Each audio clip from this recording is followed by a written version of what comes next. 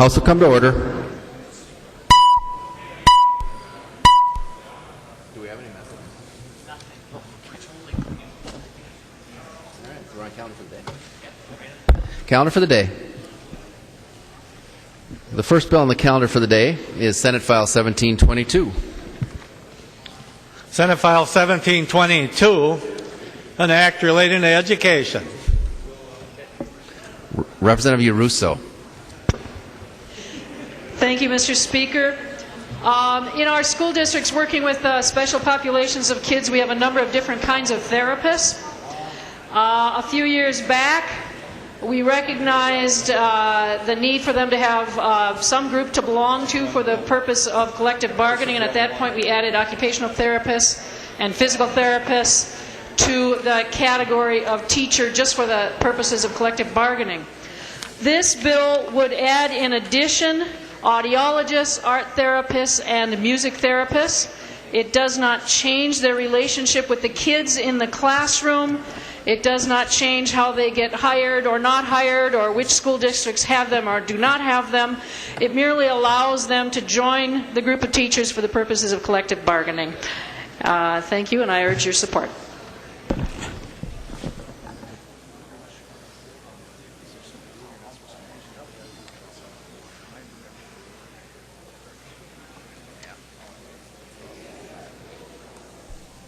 Just one second. There's an amendment at the desk. The clerk will report the amendment.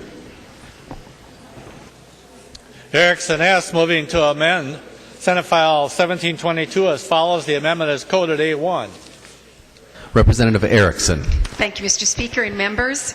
Well, members, this little bill here brought forth by our legislator across the aisle is really being brought to us because the union wants it.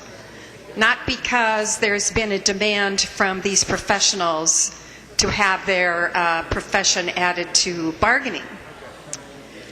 So I think staying in tune then with those who are a part of our bargaining unit, because I was one for some 36 years, we would like to have them licensed.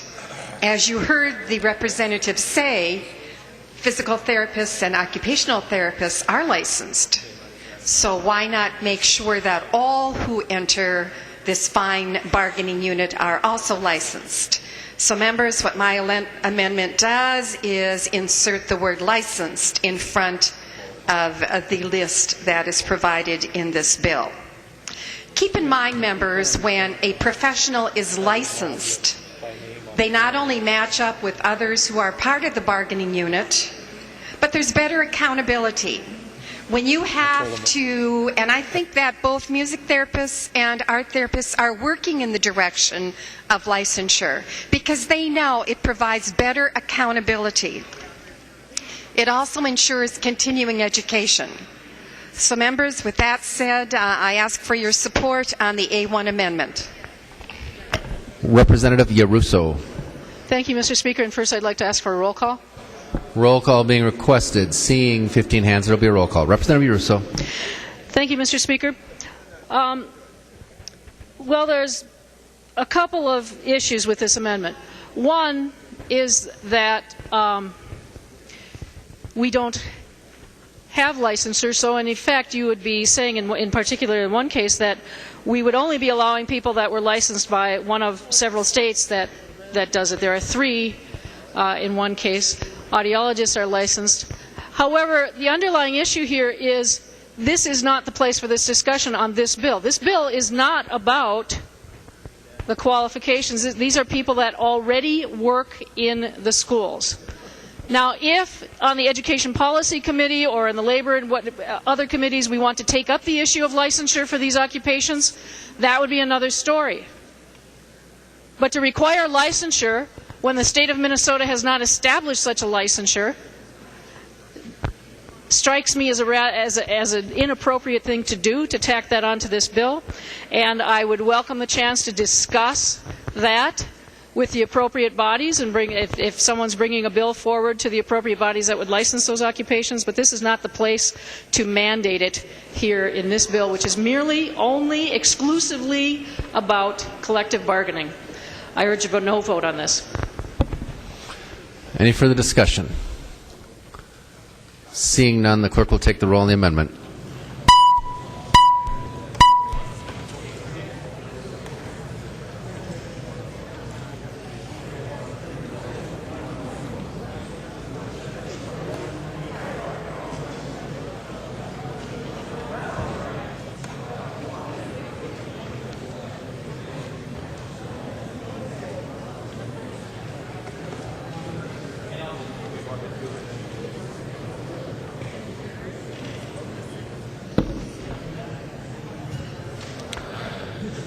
The clerk will close the roll.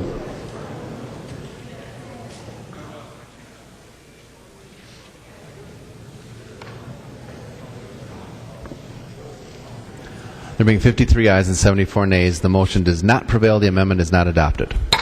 There is another amendment at the desk. The clerk will report the amendment.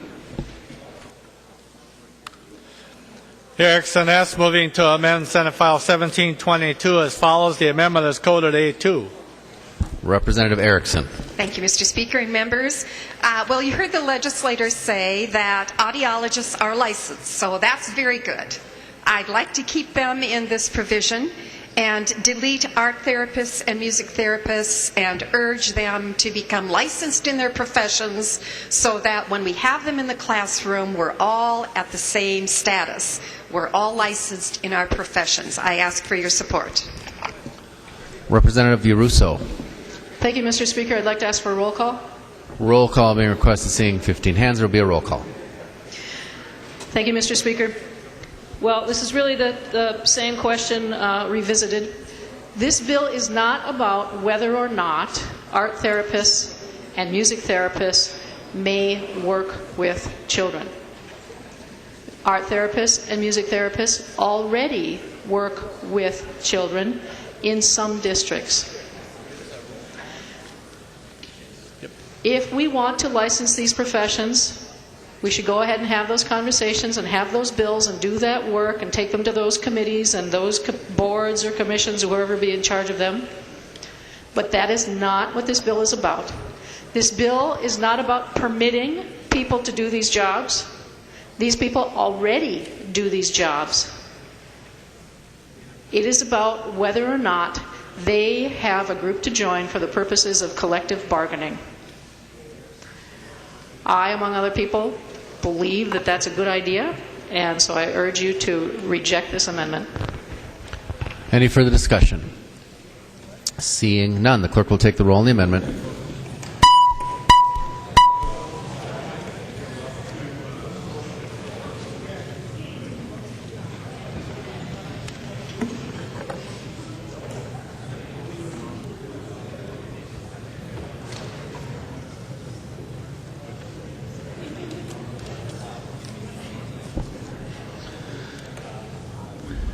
The clerk will close the roll.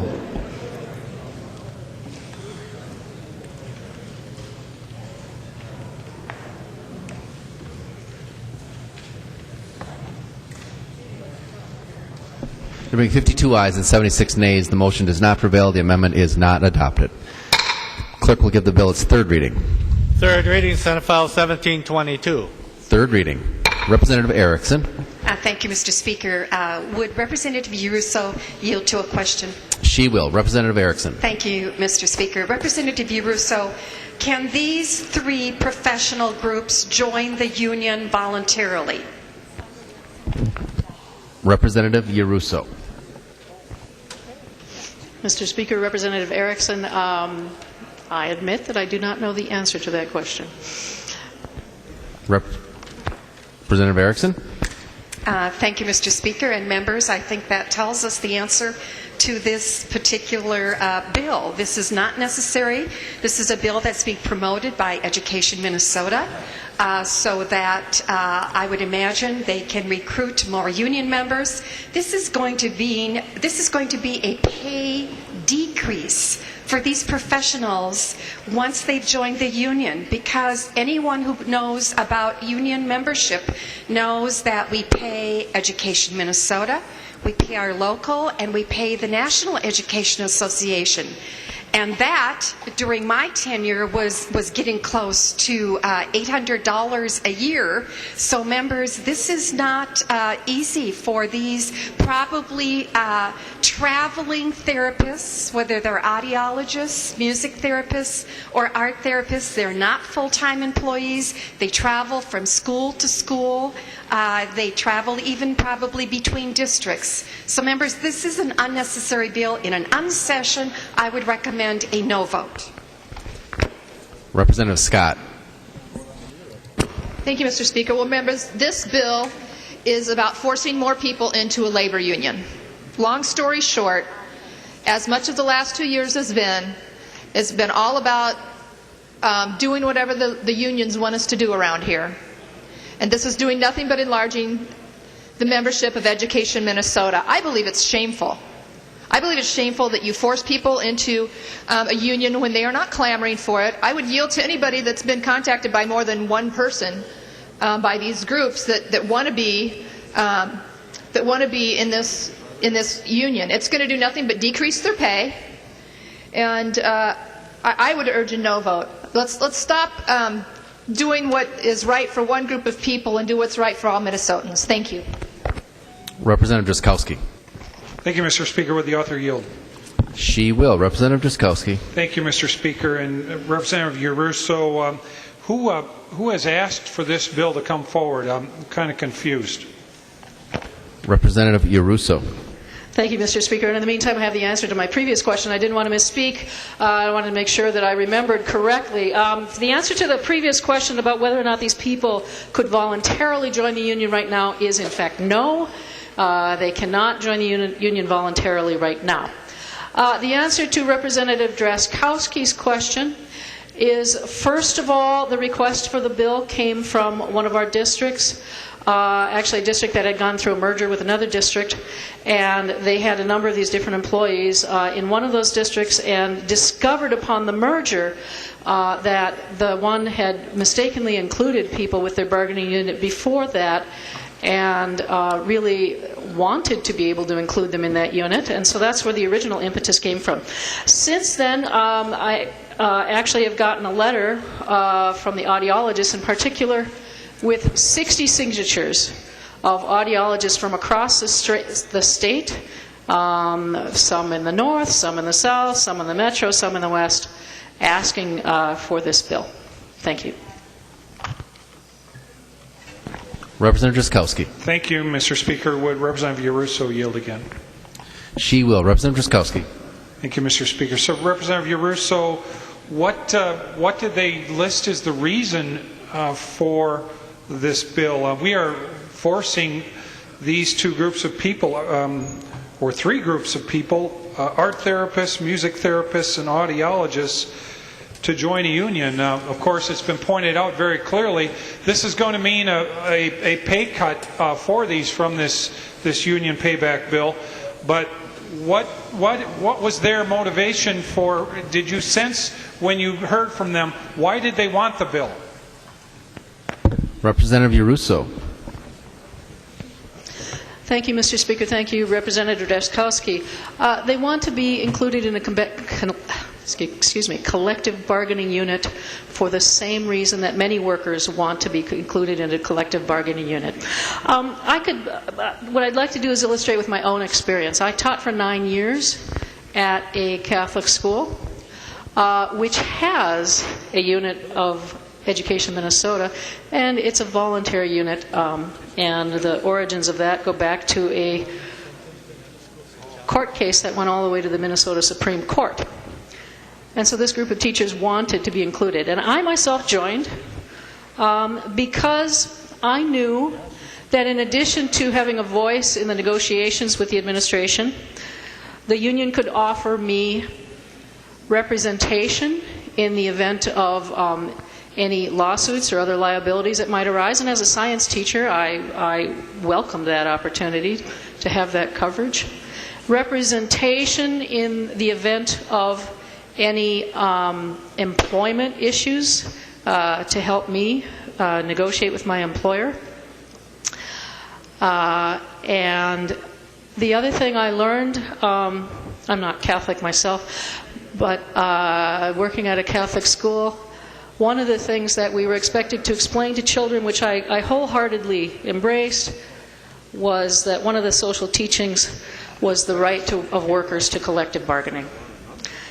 So that's my experience, and I know that the group of people that is asking for this bill, what they would like is the simple right to join a group for the purpose of collective bargaining.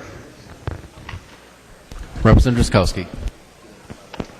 Thank you, Mr. Speaker, and Representative Yarusso. So it sounds to me, members, as if this is another effort by the largest union in the state of Minnesota, as I understand, the teachers' union, or at least certainly the most influential and the one that spends the most money in elections to get Democrats elected, has come forward and organized at least 60 people who Representative Yarusso represents have asked her to bring this bill forward in order, certainly, for the union to continue to build its membership, to build a bigger and bigger union that extracts more and more dollars from the poor audiologists, music therapists, and art therapists in these schools who are going to be preyed upon by the extracting actions of the unions to take the money from them before they get their paycheck. This money, of course, is then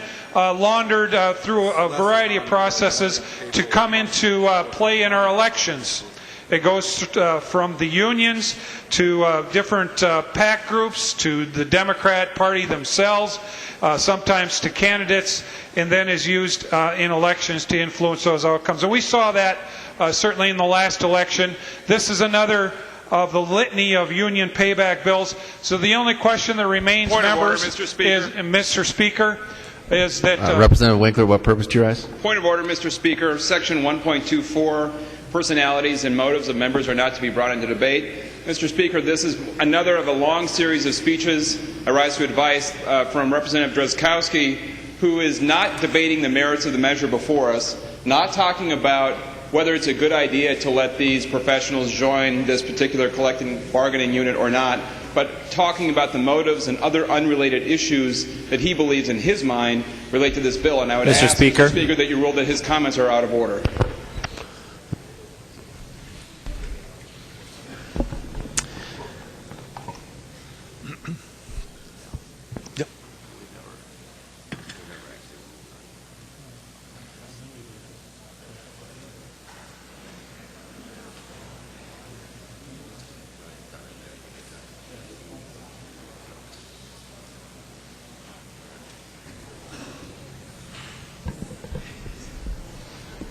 Representative Drazkowski, I would ask that you refrain from calling into motives, the motives of members of this body, which I do believe you are doing, but we'll defer ruling on it right now.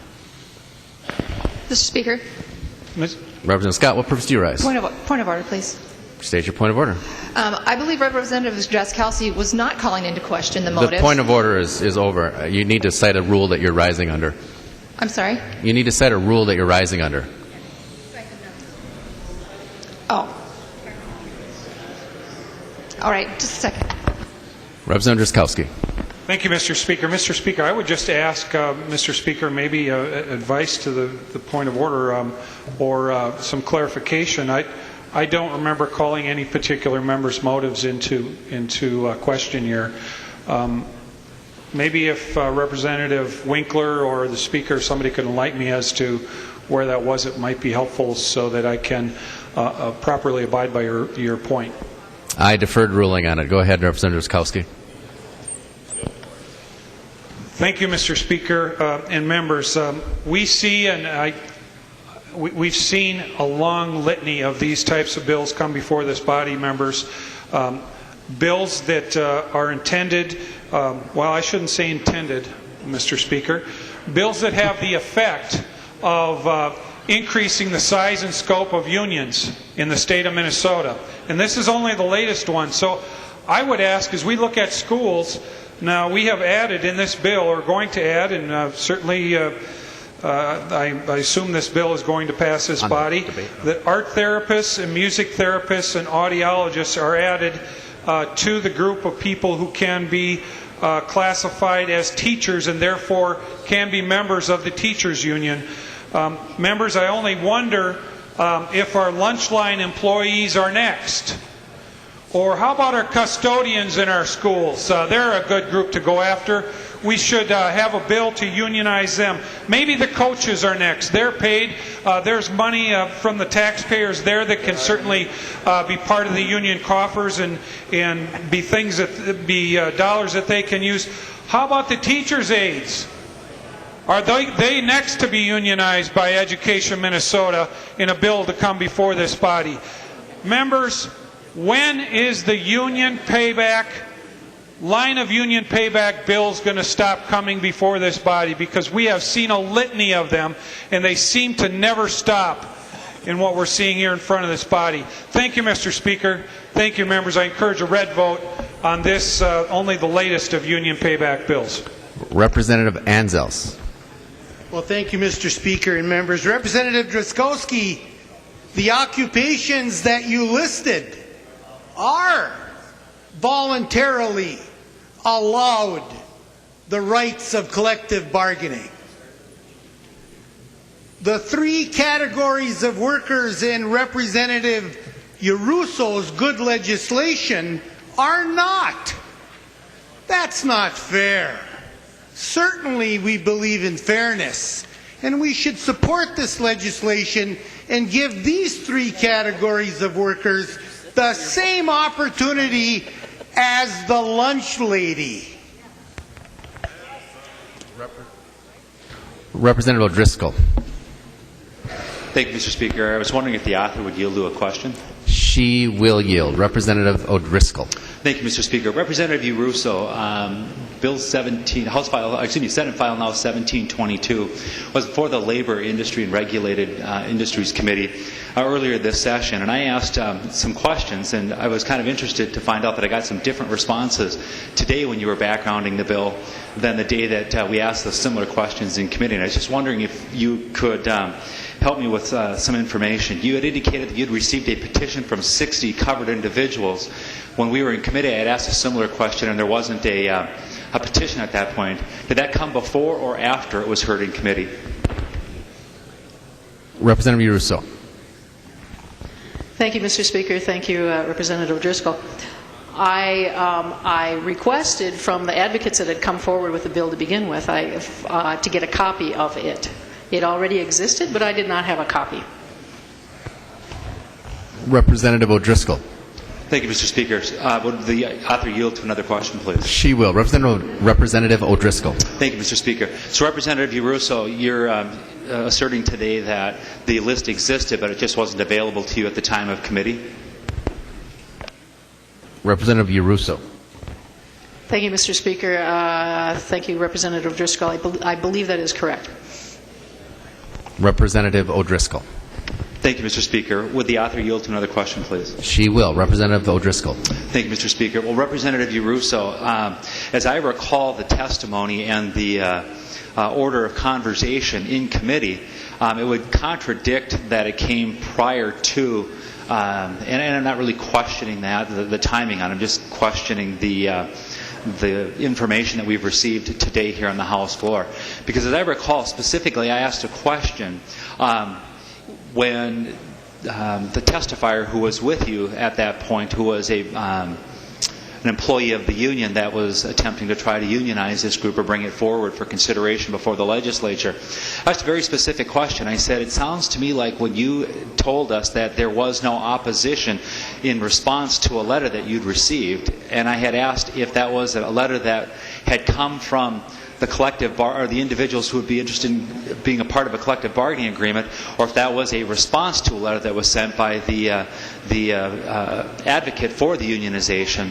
And it was very quiet at that point, and there wasn't a lot of back and forth. And ultimately, as I remember it, it was, well, they had sent back a letter that said they weren't opposed to an attempt to get involved in collective bargaining. So I'm wondering if you could explain how that testimony can be supplemented by some of the things that you were suggesting here today. Representative Yarusso. Thank you, Mr. Speaker. Thank you, Representative Driscoll. You have to realize that the committee hearing was back on March 27th. And so I was in answering your questions now on the floor, since I didn't know what the questions were in advance, I'm just relying on my extremely faulty memory. And so if you have a better memory than I do of the events of the day, that's terrific. What I have the letter. I have the 60 people signed it. I think that to me that's what's important, that we do have a group of people that would like to see this move forward. Representative O'Driscoll. Thank you, Mr. Speaker. Well, Representative Yarusso, I'm certainly not questioning the individual's right to enter into collective bargaining. That is clearly not my questioning today or my motivations today. All I'm curious about is it looks like the cart got ahead of the horse on this one after committee. It was we didn't have the documentation to be able to support this event and this activity. Because if you recall from committee, I also asked 3 questions of you. Number 1, was it the music therapist that asked you to carry this bill? And your response was, no, but I have been asked to carry this bill. And then I asked if the audiologists had asked you to carry this bill, and you said, no, but I've been asked to carry this bill. And then number 3, I asked if the other group was interested in having you carry this, and you said no, but you've been asked to carry this bill. The 4th question I asked was then who asked you to carry this bill? And you at that point abruptly turned to me and said, Education Minnesota, which I am a proud member of that organization. And again, I'm not questioning whether Education Minnesota or others have the right to visit with the legislator to bring forward legislation. I am just really taken aback today by the fact that all of that information is being shared for the first time for many members here on the House floor. That all of this follow-up and support data appears to have come after it's been working its way through the various committees here in the Minnesota legislature. So, Mr. Speaker, thank you. Representative Quam. Thank you, Mr. Speaker. And would Representative Yarusso yield to a couple questions? She will. Representative Quam. Thank you, Mr. Speaker. Representative Yarusso, would this bill allow the option of these employees to join the union, or would it require them to be mandated to either join the union or pay the fair share dues? Representative Yarusso. Thank you, Mr. Speaker. Thank you, Representative Quam. As it works in all of our public education institutions with unions, you always have the option of whether or not to join the union. When the union does collective bargaining on your behalf, there is a fair share, and the fair share is mandated to only be related to that portion of the dues which are used to support that. On the previous subject, it's not correct that this is the first time many people are hearing about this in the body, because we had an extensive debate earlier on this floor about this bill when we turned down a motion to re-refer it to Ed Policy. Representative Quam. Thank you, Mr. Speaker. And would the representative continue to yield for a question? She will. Representative Quam. Thank you. So, as you stated, they are forced to then pay dues or fair share dues to the union.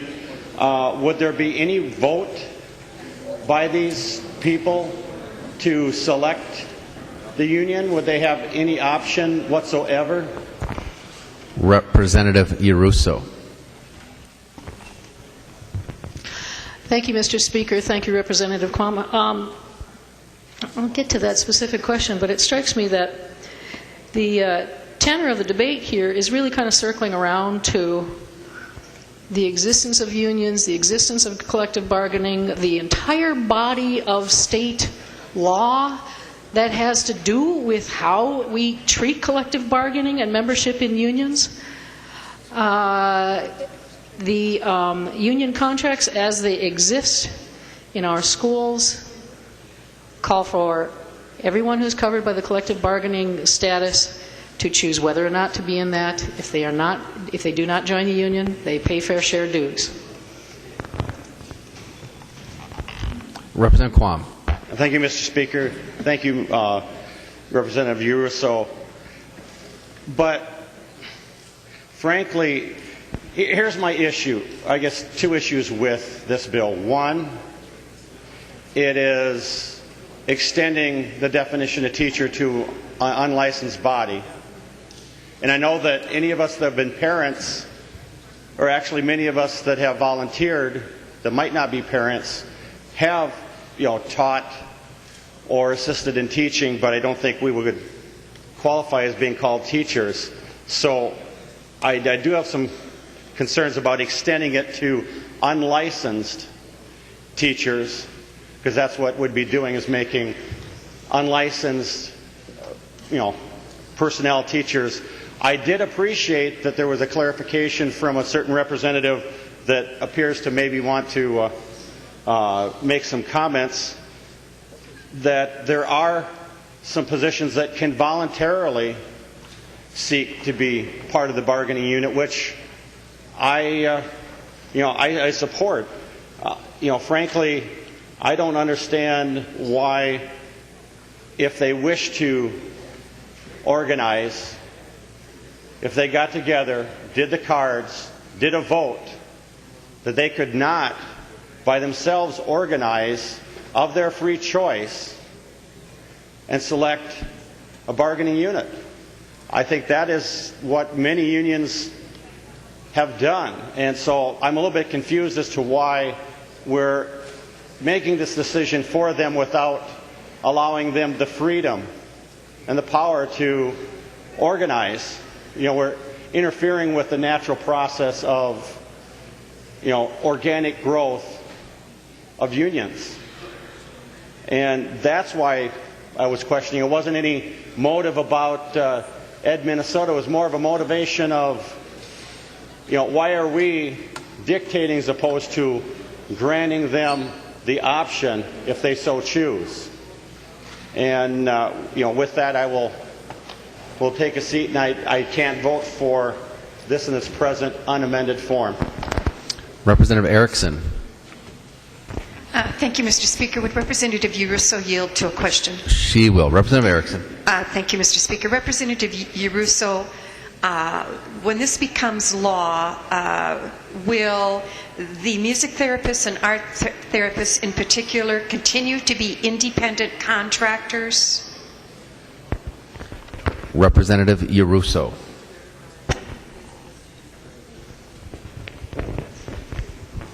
Thank you, Mr. Speaker. Thank you, Representative Erickson.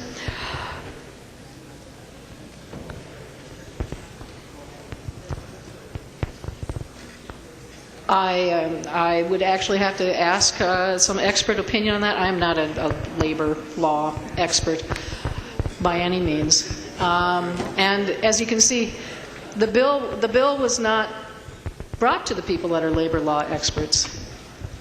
The bill was brought to someone who, as a teacher, understands the advantage to individuals of being able to join in a group to do collective bargaining. These particular individuals are not currently allowed to do that. Representative Quam was in error when he said that it was clarified to say that they were. It was clarified to say that they are not currently. And he suggested that they would be able to join together and do that. But I believe that he might misunderstand the situation, because there are very, very few of these people currently employed in our schools across the state, and that is the principal source of the difficulty for them. These people are employed in ones and twos in district. Now, it is extremely difficult for a group of one person to form a collective bargaining unit on their own, although maybe 100% of the cards would be returned. You can see that that would be an exercise in futility. So, moment.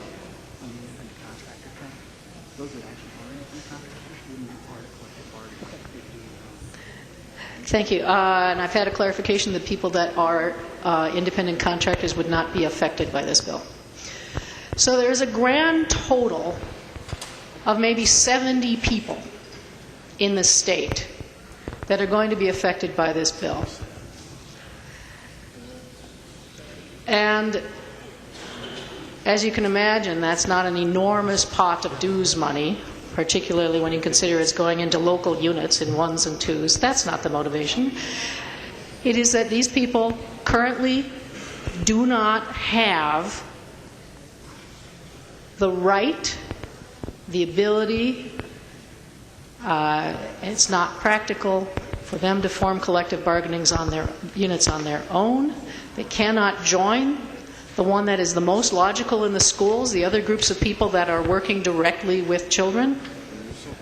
Not the people that serve the lunch, not the people that drive the bus, not the people that sweep the floors, but the people that serve children directly.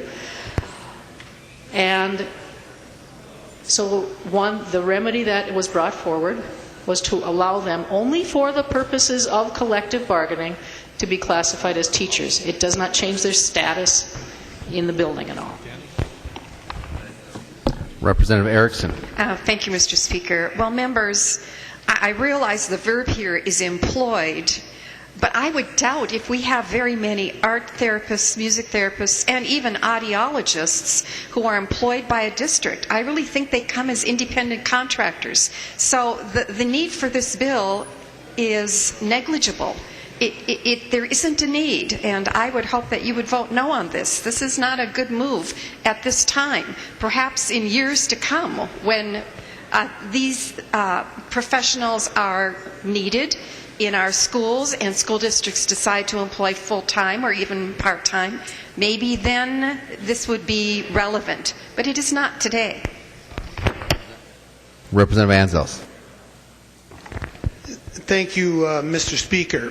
First of all, members, it's undeniable that the workers, in this case teachers, some years before voted in a democratic fashion voluntarily to organize. Secondly, they voted to affiliate with Education Minnesota. Thirdly, they bargain for all of the members of the unit, whether they are dues-paying members or fair share members. Education Minnesota bargains for everybody. Currently, Education Minnesota cannot bargain for the workers in these three categories outlined in Representative Yarusso's legislation. These three categories of workers have said, we no longer want to be at-will employees. We want to be covered by the contract. We want to be participants in the bargaining process in a free, open, and democratic fashion. But we can't, because PELRA does not include these three categories of school workers in the general definition of teacher. So Representative Yarusso's legislation remedies that situation so that these 70 or so professionals throughout Minnesota school districts can in fact have the privilege of representation. That's the bill. She is not reinventing PELRA. She is simply moving in very little baby steps to give these three classes of workers the opportunity to be represented. It's pretty common sense. Representative Quam. Thank you, Mr. Speaker. And having chaired an education district that had several small school districts come together because they could not offer full positions, could not recruit for some of the specialties of which these three would fall under, I'm glad that independent contractors would still have independence, but would the chief author yield to a clarifying question? She will. Representative Quam. Thank you, Mr. Speaker. Representative Yarusso, if any of these members have a contract with more than one school district, are they then not, in the intent of your legislation, considered part of this defined extension of teacher, since you stated independent contractors aren't? So if they have a contract with more than one school districts, are they then outside the bounds of this piece of legislation? Representative Yarusso. Thank you, Mr. Speaker. Thank you, Representative Quam. It would depend, of course, on how they're classified by the districts that they work with. If they are employees of the district, they would be covered by the contract. It's possible to be employed by multiple school districts. There's many people who hold sub-licenses who do that all the time. And if they're classified as employees, they can be covered by the contract. I have known some world language teachers who have found employment working part-time for multiple school districts, and they're covered by the contract as appropriate. There are provisions for part-time people. Representative Quam. Thank you, Mr. Speaker. And further clarification, if she would yield to clarify from that answer. She will. Representative Quam. Thank you. What I heard was that they would not have the choice to define themselves as independent contractors. It would be defined by the school district. What if there are 3 different school districts and one of the 3 defines them as an employee under this act and the other 2 do not? Is it up to that independent contractor to maintain that self-defined label? Representative Yarusso.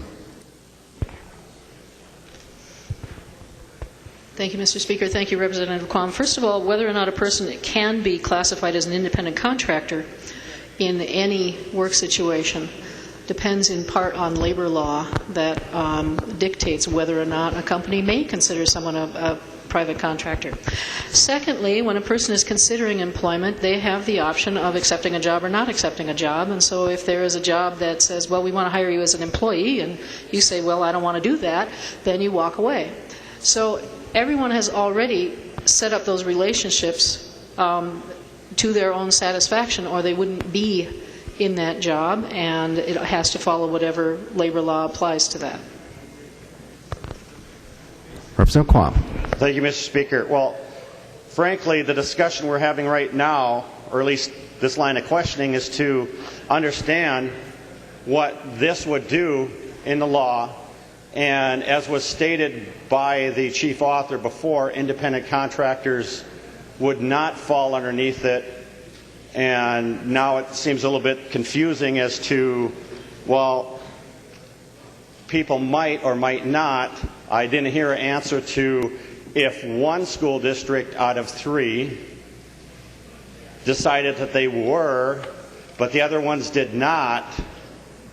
So you just are any single one? This is a very confusing, and I'd like to understand the actual repercussions of what we're doing, because I find it non-trivial to expand the definition of any profession. And I would hope one more time, if she would yield, she could clarify yes or no. Is it one school district deciding over another, or if there's a division in how the districts decide, is it the individual that does decide whether they are independent contractor? Representative Yarusso. Thank you, Mr. Speaker. Thank you, Representative Quam. I thought that I had clarified this. When a person has relationships with multiple employers, they have the relationship that they have with each employer separately. I, for example, currently am employed by the Minnesota State House of Representatives. I also am an independent contractor with regard to my tutoring business. I have had experiences over the years where sometimes I've had 4 different employee, employer, or not, or independent contractor relationships going at the same time. I've been employed by the University of Minnesota at the same time as I was consulting as an independent contractor with 3M or with H.B. Fuller. So it really, what your relationship is with one employer has nothing to do with what your relationship is with a different employer.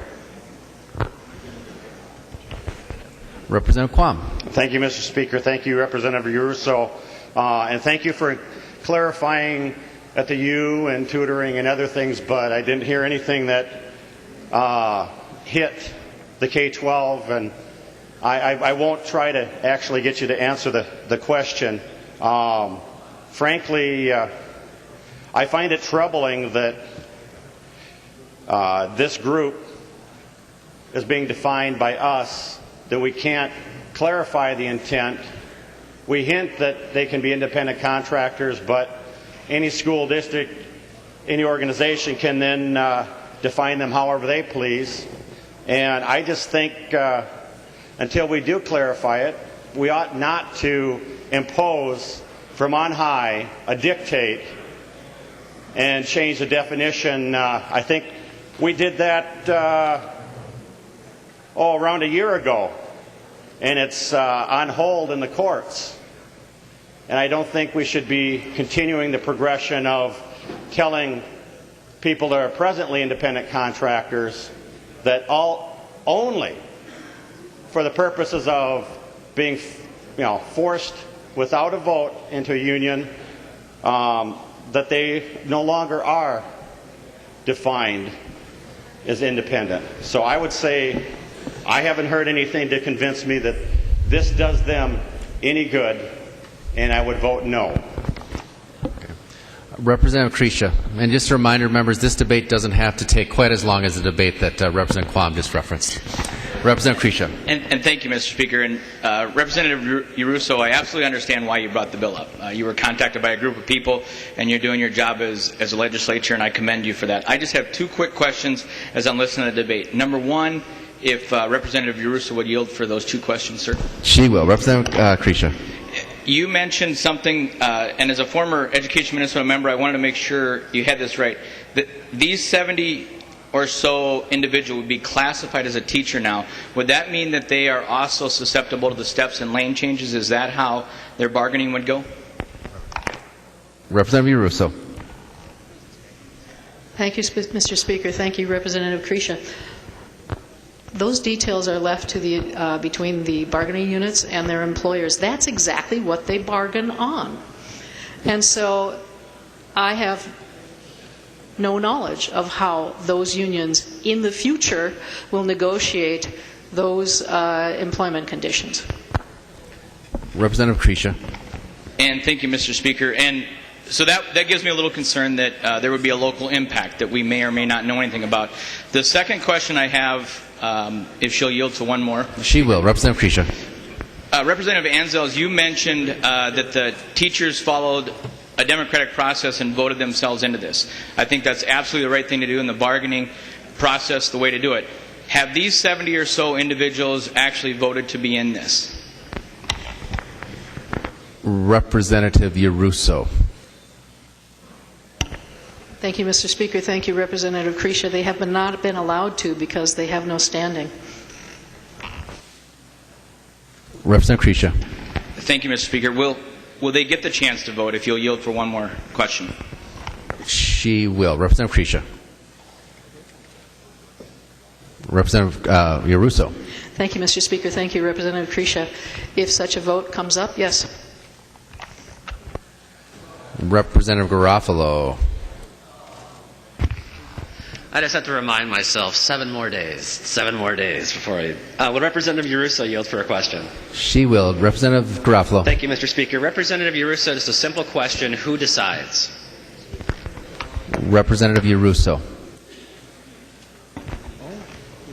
Thank you, Mr. Speaker. Representative Garofalo, I'm sorry, that wasn't a complete sentence, so I really don't understand your question. Representative Garofalo. That's not helping. Would Representative Yarusso yield for another question? She will. Representative Garofalo. Thank you, Mr. Speaker. Representative Yarusso, for example, an audiologist. Who decides whether they have to pay union and fair share dues to the paramilitary organization known as Education Minnesota, or who decides whether they do not have to pay those to that organization?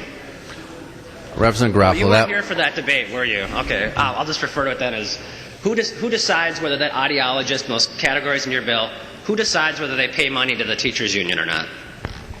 Representative Yarusso.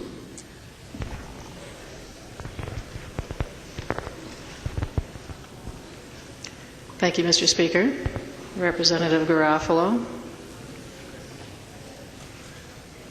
Currently, they don't pay any money to the teachers union because they're not allowed to join the union. If we pass this bill, when we pass this bill, they will be allowed to join the union in those districts in which they are employed. Which union it is actually depends on which district they might be employed by, since we actually do not have a monolithic situation in Minnesota. And just as with every other teacher that's employed by public school districts that are representative by teachers' unions, they will have the choice to decide whether or not to join the union. If they do not join the union, they will pay fair share dues if they are an employee and covered by this particular piece of legislation. Representative Garofalo. Thank you, Mr. Speaker. Representative Yarusso, I may not speak in full sentences, but you're not answering my question. So will you yield for another question? She will yield. Representative Garofalo. Representative Yarusso, so in that example, I understand that the employee has a choice over whether to pay fair share dues or to pay union dues to the teachers union. I understand that. My question is, whether they are thrown into that fair share or union bucket, who makes that decision on behalf of the people itemized in your bill? Who makes that decision about whether they're in that category? I understand that they have a choice of whether to pay fair share dues to the teachers union or to pay dues to the teachers union, but who makes that decision for those individuals who are itemized in your bill? Representative Yarusso. Thank you, Mr. Speaker. Thank you, Representative Garofalo. We do. Representative Garofalo. Thank you, Mr. Speaker. And so, under current law, the people itemized in your bill, they are employees. If they wish to be licensed as a teacher, if they went out and got their license from the Board of Teaching, they would have that choice to participate in the union. But under your bill, you are requiring it. You are mandating it. And I have another question for Representative Yarusso, if she'll yield. She will. Representative Garofalo. Mr. Speaker, Representative Yarusso, in this bill, you're changing the definition of teacher to include these items. Will these employees then be part of TRA? Representative Yarusso.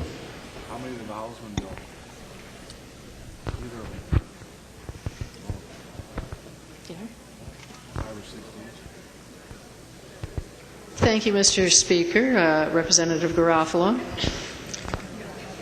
I believe that you should redirect, if you would, that question to one of the members of the body that is more of an expert on pensions than I am. I am not that person.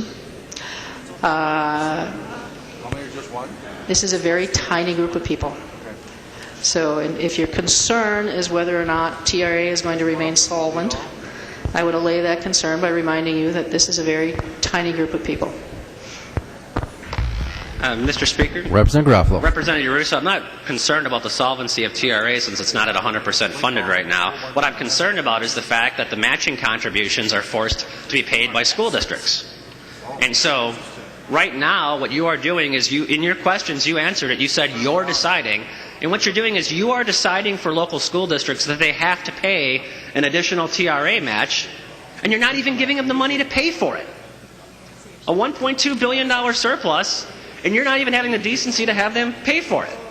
So I'm not going to ask Representative Murphy to yield to a question on this, but the reality is, I mean, just be honest what this is. It's an effort to expand the union membership of the teachers union.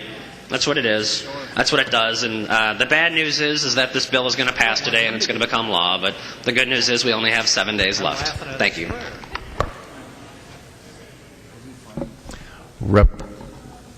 Representative Anderson, did you? No. Representative Yarusso, any? Thank you, Mr. Speaker. So again, I'll urge you to support this bill.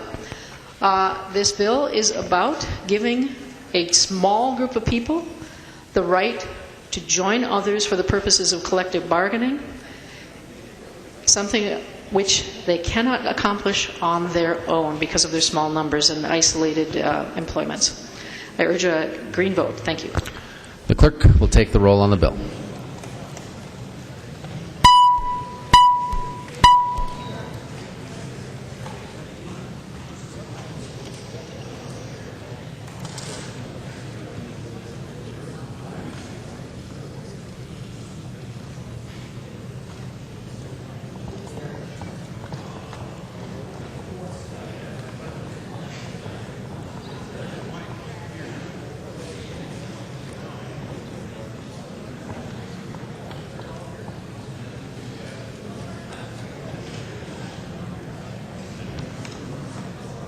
Clerk will close the roll.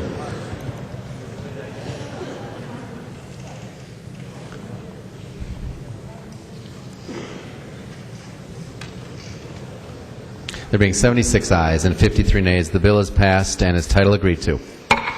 Conference Committee report on House File 2925. Conference Committee report. This is the Lesch Conference Committee. Report on House File 2925, an act relating to public safety. The report is addressed to the Honorable Paul Thiessen, Speaker of the House, the Honorable Sandra L. Pappas, President of the Senate. We, the undersigned conferees for House File 2925, report that we've agreed upon the items in dispute and recommend as follows. The report is signed by all three conferees on the part of the House and all three conferees on the part of the Senate. Lesch moves that the report of the Conference Committee on House File 2925 be adopted and that the bill be repassed as amended by conference. Representative Lesch. Thank you, Mr. Speaker. Members, you all voted for this bill overwhelmingly a couple weeks ago to go to conference. The reason for the difference was primarily the legal standard.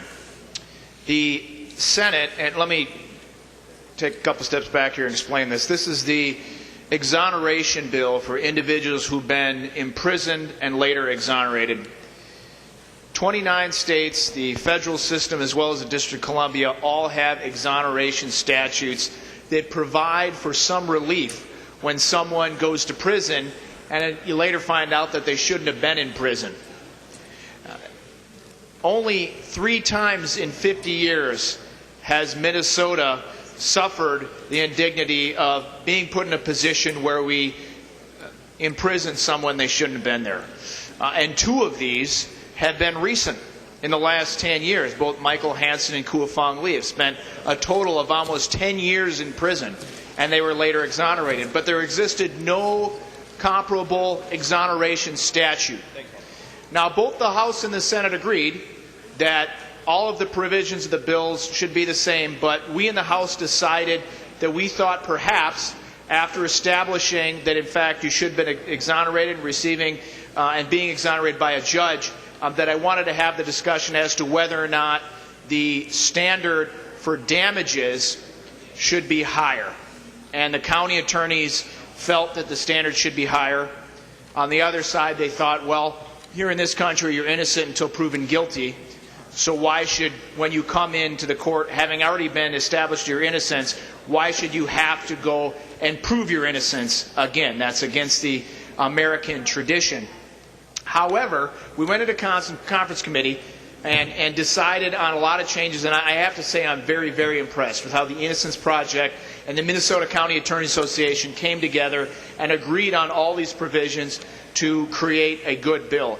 Ultimately, with respect to the standard of proof, county attorneys came forward to say, you know what, the statute itself states in the post-conviction relief statute that the standard is preponderance unless the judge finds otherwise. And that was enough legal room for them to decide, you know what, this is a good bill, this is a good compromise, and both sides support it.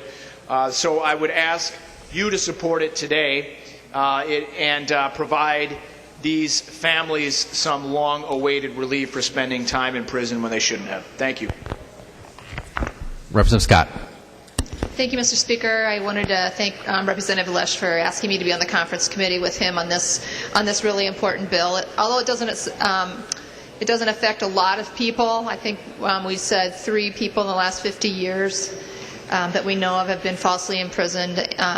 This is a good bill, and I was glad that we were able to reach a compromise where both groups are satisfied with the outcome. So I would encourage a green vote. Thank you. Representative Pepin. Thank you, Mr. Speaker. Would the author yield to a question? He will. Representative Pepin. Thank you, Mr. Speaker. And Representative Lesch, one of the reasons I voted against this bill last time, or actually the reason I voted against this bill last time, as you know, was the lack of a limit on attorney's fees. And I wanted to see if that by any chance changed. There's a reason for me to switch my vote. Representative Lesch. Thank you, Mr. Speaker. And Representative Pepin, no, there was no additional anything added in conference committee that changed the attorney's fees provision. I would say that in the bill itself, but this was in the bill you voted against, it does provide for reasonable attorney's fees. There's no cap, but the board itself sets those. So we anticipate it to be reasonable. Thank you. Representative Drazkowski. Thank you, Mr. Speaker. Just also kudos, Representative Lesch. Thank you for your leadership on this bill. I know I have often critical of some of the bills that come forward here, but this is one that definitely does things to help people in Minnesota, and thank you for that. Thank you, Mr. Speaker. Seeing no further discussion, all those in favor of the motion to adopt the conference committee report say aye. All opposed, no. The motion prevails. The clerk will give the bill its third reading as amended by conference. Third reading, House File 2925 as amended by conference. Third reading. Any further discussion on the bill? Seeing none, the clerk will take the roll on the bill.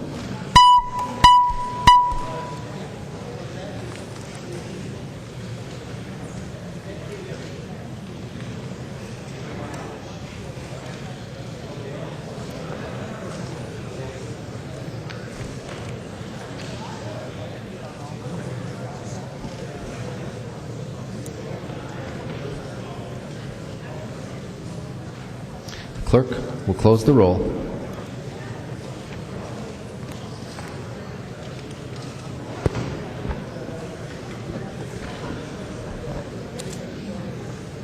There being 126 ayes and 3 nays, the bill is passed as amended by conference and its title agreed to.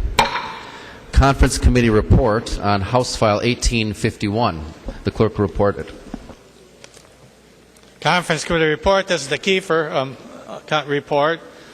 On House File 1851, an act relating to public safety. The report is addressed to the Honorable Paul Thiessen, Speaker of the House, and the Honorable Sandra L. Pappas, President of the Senate. We, the undersigned, for House File 1851, report that we agreed upon the items in dispute and recommend as follows. The report is signed by all 3 conferees on the part of the House and all 3 conferees on the part of the Senate. Keifer moves that the report of the Conference Committee on House File 1851 be adopted and that the bill be repassed as amended by conference. Representative Keifer. Thank you, Mr. Speaker and members. Members, this is yet another chance to vote in support of this bill to increase penalties for repeat 5th-degree sex offenders. I wanted to thank my conferees, Chair Paymar and Rep. Rosenthal. I also wanted to thank my former Chair Cornish for always supporting this bill through the years that we've been working on it. We took some House language, some Senate language. We believe we addressed a lot of the concerns, and I hope that actually this bill never has to be used, because the whole purpose is to prevent the bad behaviors from continuing. Thank you, Mr. Speaker. Any discussion? Seeing none, all those in favor of the motion to concur or the motion to adopt the conference committee report say aye. All opposed, no. Motion prevails. The clerk will give the bill its third reading as amended by conference. Third reading, House File 1851, as amended by conference. Third reading. Any discussion on the bill? Seeing none, the clerk will take the roll.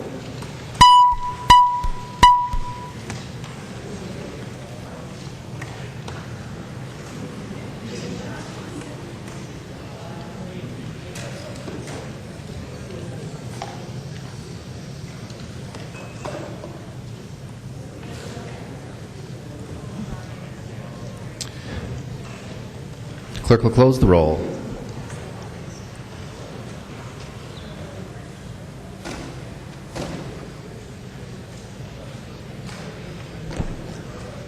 There being 129 ayes and 0 nays, the bill is passed as amended by conference and its title agreed to.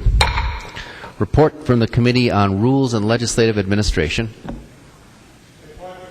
Rules and Legislative Administration, Murphy E. for the Committee on Rules. Pursuant to Rule 121 and 333, designates the following bills to be placed on the calendar for the day for Wednesday, May 14th, 2014. Senate file numbers 2343, 1770, and 2268, and House file numbers 2491 and 2031. Motions and resolutions.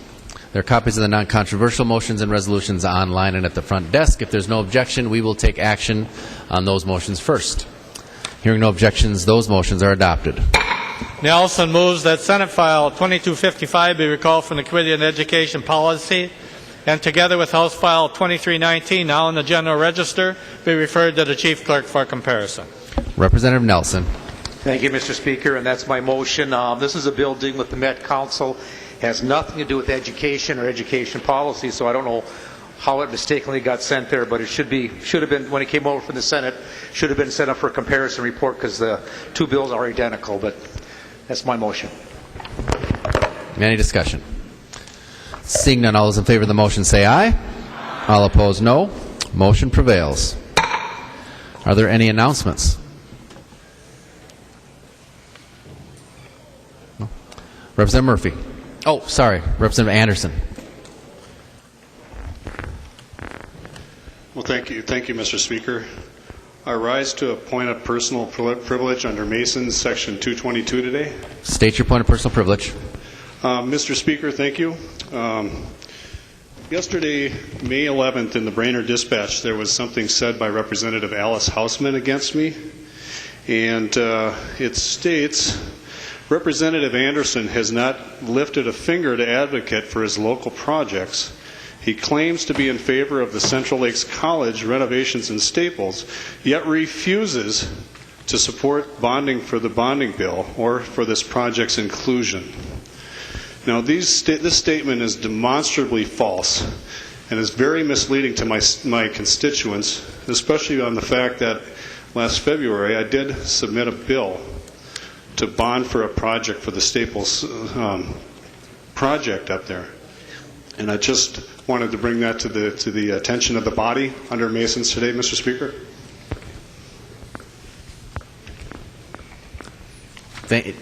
Thank you. That's all I had. If there was a response, that would be great. I don't see Representative Hausman on the floor right now. Thank you. Representative O'Driscoll, did you want to? Okay. Representative Murphy, M.